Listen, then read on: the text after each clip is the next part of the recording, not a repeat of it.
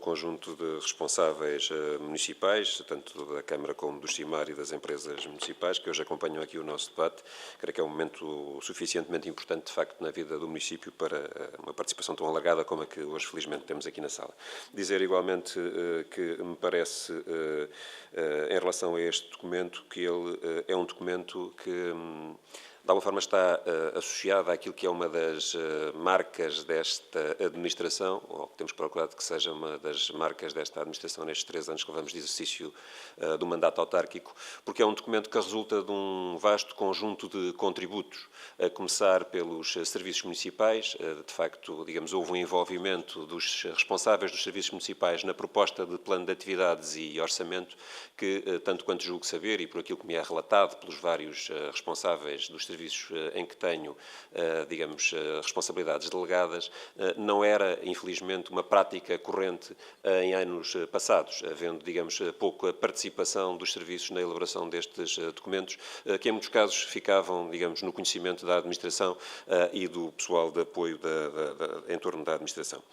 Dito isto, dizer também que o documento reflete aquilo que foi o trabalho que, à semelhança de anos anteriores, fizemos, e que já foi posto aqui em evidência há pouco na intervenção do Sr. Presidente, fizemos de auscultação da população do Conselho, nas antigas 18 freguesias e não nas atuais 10 que resultaram desta revisão administrativa forçada do território das freguesias no nosso Conselho, e que esse foi também um momento alto em termos de participação e de envolvimento das populações, que nos permitiu, digamos, de forma franca e aberta, dialogar com as pessoas, explicar porque é que se tomam determinadas opções, quais são os constrangimentos que temos no exercício, portanto, e na atividade municipal, e ao mesmo tempo colher opiniões e sugestões que sem dúvida são importantes para o cotidiano. Umas são de imediato convertíveis na proposta que trazemos hoje à Câmara, outras são chamadas de atenção em relação, digamos, a situações futuras, e outras são de tal forma, digamos, pequenas, que não têm cabimento num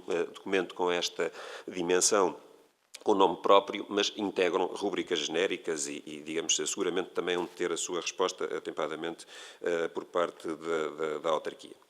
É, de facto, um documento que me parece que foi alvo de um processo de participação muito intensa, alargada, que está longe de, digamos, com certeza de ser um documento perfeito, mas é um documento que seguramente foi enriquecido por muitas opiniões, para além daquelas que são as do Executivo Municipal, e com isso de certeza que teremos tido um maior acerto em relação àquilo que devem ser as prioridades do ponto de vista municipal para o exercício do próximo ano e seguintes.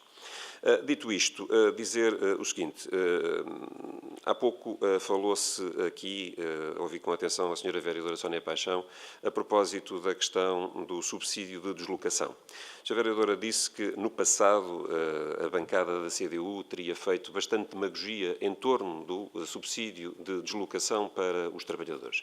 A Sra. Vereadora, faça tanta demagogia que evocou relativamente ao passado, não terá seguramente grande dificuldade em exibir qualquer documento em que a bancada da CDU tenha feito, digamos, alguma alusão em relação à possibilidade de se repor de imediato o subsídio de deslocação. Portanto, eu pedia-lhe, se tiver, que de facto nos diga em que documento é que isso está escrito, em que reunião de Câmara é que isso foi dito, porque as coisas, quando se dizem, têm que se dizer com alguma responsabilidade, que é para depois, digamos, podermos, digamos, estarmos tranquilos com a nossa consciência. E não parece ser fácil que a Sra. Vereadora, digamos, encontre essa menção documental.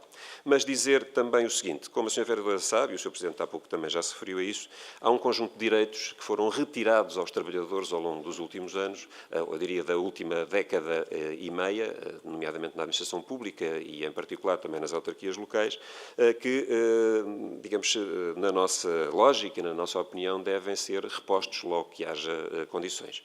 E não tenho dúvidas nenhumas que o caminho passa exatamente por aquilo que neste momento já está a acontecer, embora ainda de forma muito mitigada em relação aos salários e a um conjunto de outros benefícios sociais sociais para os trabalhadores da administração pública, que com este Orçamento Geral de Estado, digamos, se dá mais um passo no sentido, ou se dá um pequeno passo no sentido de poderem vir a ser repostos.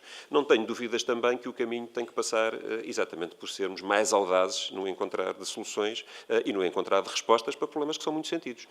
E o local certo para que isso aconteça é claramente a Assembleia da República, onde, digamos, podem, digamos, ser repostos, através de iniciativas legislativas, esses direitos que foram retirados aos trabalhadores portugueses, em particular aos da administração pública, portanto, por anteriores governos. E não tenho dúvidas também que certamente haverá, digamos, entre nós, gente capaz de apresentar propostas nesse sentido. E também não tenho grandes dúvidas que o PCP e a CDU, no quadro da Assembleia da República, não hesitarão em apoiar essas iniciativas. Portanto, há agora que tomar a iniciativa, consequentemente, há que tomar a iniciativa e, de facto, ir ao encontro daquilo que são a reposição, ao que deve ser a reposição de direitos que foram, de facto, retirados, para ser meigo no adjetivo, aos trabalhadores.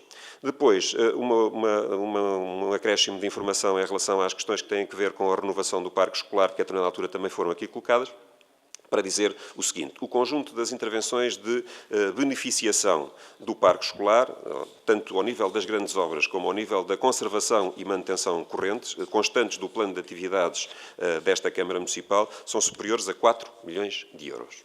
São superiores a 4 milhões de euros no conjunto. Disse o Sr. Presidente. Sr. Vereador António Pombinho.